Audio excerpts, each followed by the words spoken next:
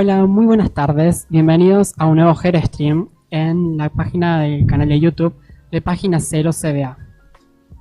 Hola, buenas tardes. Bueno, como dijo mi... Una locura. También vimos que todo lo que mueve la pasión, los argentinos somos mucho, me incluyo, de luchar por las cosas, y yo veo el esfuerzo de la gente por armar su casa, por agrandarla. Y también vimos otra noticia donde gente vendió su casa para poder llegar al mundial, y es tremendo, es una locura totalmente. O sea, yo no sé si lo haría realmente, pero es súper loco. Bueno, eso, estamos súper emocionados. Bueno, muchísimas gracias, chicas, por contarnos un poco cómo está viviendo este ámbito mundial. Bueno, les invitamos. Bueno, ahora en nuestro turno de contar nuestro tema en el stream, vamos a hablar un poco sobre el cine argentino y la industria del cine. El cine argentino nació el 23 de mayo de 1896. A lo largo del tiempo se han producido películas reconocidas en todo el mundo por su calidad artística y por las historias que se cuentan. Antes de hablar de la historia oficial, vamos a hablar de cine argentino. Bueno, la primera proyección de una película argentina fue La llegada del tren. El cine era algo tan nuevo en ese momento que generó mucho miedo y pánico en el público, ya que pensaban que la locomotora que se mostraba en esa película iba a salir de la pantalla. El primer gran éxito en taquilla llegó en 1915, cuando Humberto Cairo dirigió la película Nobleza Gaucha. La película tuvo un presupuesto de 20.000 pesos y recaudó más de 1 millón. Y bueno, nuestro país ha logrado importantes reconocimientos internacionales. Argentina es uno de los países latinoamericanos con mayor tradición cinematográfica y cuenta con películas premiadas en festivales y ceremonias de prestigio. Muchas producciones argentinas se destacan por reflejar aspectos sociales, culturales, históricos del país. Gracias a eso, el cine se ha convertido en una herramienta para preservar la memoria y generar reflexión. Y justamente una de las películas, la que mejor representa esta función, es La historia oficial. Estrenada en 1985 y dirigida por Luis Puenzo. Esta película transcurre en los últimos años de la dictadura militar argentina y su protagonista es Alicia, una profesora de historia, la cual comienza a sospechar de que su hija es una hija de personas desaparecidas durante este periodo. A medida que va avanzando la historia, Alicia inicia una búsqueda de la verdad que la lleva a cuestionar muchas cosas, lo que creía conocer de su propia familia y sobre la realidad que vivía el país en ese momento. La película aborda temas muy importantes como los derechos humanos, la identidad, la memoria y las consecuencias de la dictadura. Uno de los aspectos más destacados es que muestra el impacto de los hechos históricos de la vida cotidiana de las personas, ayudando a comprender una etapa muy difícil en la historia argentina. Además, La historia oficial logró un hecho histórico para nuestro país. Fue la primera película ganadora del Oscar a Mejor Película Extranjera en 1986. Argentina también recibió numerosos premios internacionales y fue ampliamente elogiada por los críticos gracias a sus actuaciones, especialmente la de Norma Aleandro. A más de 40 años de su estreno, sigue siendo la película fundamental para entender la importancia de la memoria y la búsqueda de la verdad. El cine argentino tiene muchísimas películas muy conmovedoras. Vamos a contar algunas. Argentina 1985. La película estrenada en 2022 fue nominada al Oscar a Mejor Película Extranjera y cuenta la historia del juicio en contra de los responsables de la dictadura militar. También hay otra película que se llama Yo Nena, Yo Princesa, que es la historia que narra sobre Luana Mancilla, la primera niña trans del mundo en obtener su DNI sin tener a un juicio. Y Belén, la historia de Belén, una joven tucumana que tras sufrir un aborto espontáneo fue acusada injustamente de haber practicado un aborto ilegalmente. Y bueno, y este es nuestro recorrido por el cine argentino. Esperemos que les haya gustado y vamos a seguir con el próximo tema de las leyendas urbanas. Presentamos a Clara Cabral de Quinto Comunicación, turno tarde.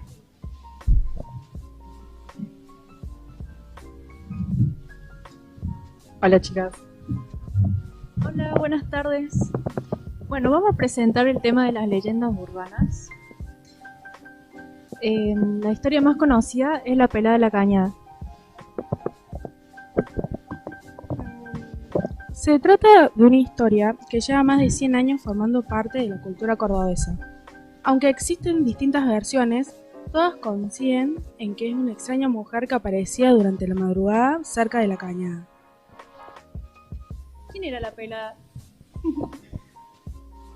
Según los relatos, la pelada era una mujer de cabeza rapada que aparecía vestida de negro durante la noche. Muchas personas afirmaron haberla visto caminando por distintos sectores de la ciudad.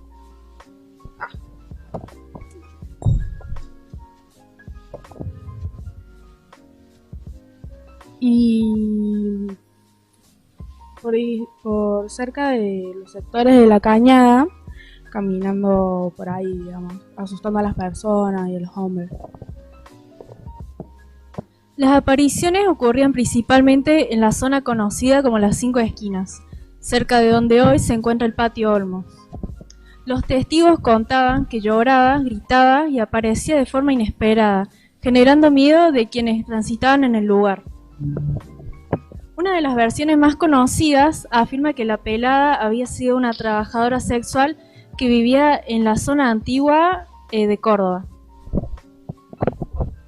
Según esta historia, había sufrido un hecho muy violento y posteriormente había sido asesinada. Su cuerpo había sido arrojado a la cañada. Por este motivo, algunas personas creían que su alma seguía vagando por el lugar en busca de justicia o de descanso. Es importante aclarar que no existen pruebas históricas que confirmen estos hechos. Se trata de una leyenda, transmitida de generación en generación.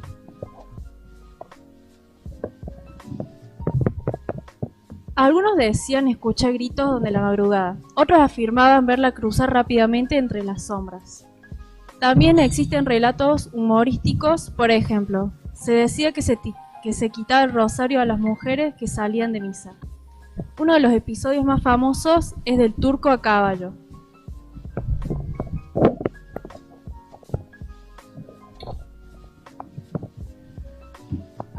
Cuenta la leyenda que un hombre de origen turco se encontró con la pelada mientras recorría la ciudad. El susto había sido tan grande que no pudo bajarse del caballo durante mucho tiempo. Con el paso de los años, la pelada dejó de ser solamente una historia de miedo. Actualmente forma parte de la identidad cultural de Córdoba y es una de las leyendas urbanas más recordadas por los cordobeses. Muchas personas conocen la historia, aunque nunca hayan visitado lugares donde supuestamente ocurrían las apariciones. ¿Creen que la pelada existió realmente o que fue una historia creada por los vecinos de la época? Las leyendas urbanas suelen reflejar los miedos, las costumbres y la imaginación de una sociedad. Lo cierto es que más de un siglo después, la pelada de la cañada sigue siendo una de las historias más famosas de Córdoba. Gracias por acompañarnos. Muchas gracias, chicas. Recuerden que pueden seguir comentándonos en nuestro vivo. Y pasamos con el próximo tema. Sí. El próximo tema, bueno, pasó el domingo o el lunes. El domingo. El domingo. Pasó en Brasil. Es un tema bastante que ha impactado a los jóvenes. Y vamos a hablar sobre la muerte de Gaspi.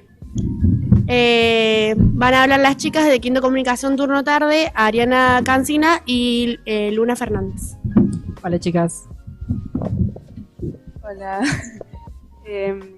Hoy vamos a hablar de lo sucedido, que pasó de la muerte de este famoso streamer llamado Gaspi, que bueno, él era una persona que se hizo famosa principalmente porque empezó a hacer entrevistas más o menos en 2021, se hizo más famoso también porque era muy popular en YouTube por su humor negro, por lo polémico que era, entonces causaba mucha controversia. Él nació el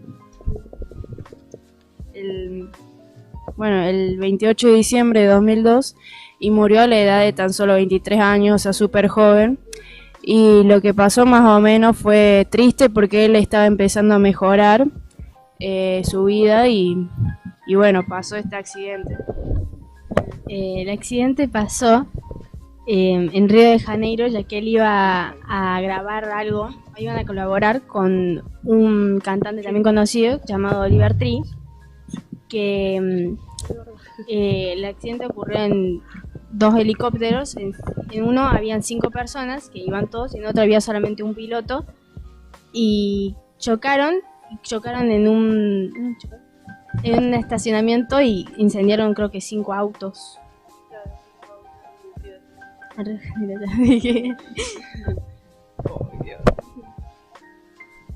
Bueno, este youtuber no iba solo, iba acompañado sobre otro famoso llamado Oliver Tree, que era un cantante, porque venían viajando por el mundo, sobre todo por Latinoamérica. Y bueno, pasó esto, que iban en el mismo helicóptero porque iban a hacer un video. Entonces también había otro youtuber que había subido justamente minutos, no sé, horas antes, que estaban en Río de Janeiro, fotos junto a la estatua esa de Río de Janeiro. Y bueno, pasó el accidente donde se confirmó que habían muerto, estaban los restos y todo eso. Bueno, hay algunas teorías, ya que como en un helicóptero había solamente un piloto y en otros había todos, había unas teorías de que la muerte estaba planeada, o de que los habían asesinado. También había otra teoría porque Gaspi había hecho un corto en donde era su presentación para la velada, y hay una escena en donde él está en un taxi y en la ventanilla se ve que está la fecha 6 del 14, y justo da la conciencia de que murió el 14 del 6. Entonces también se decía de que era marketing, y por eso lo confirmó. Fue raro.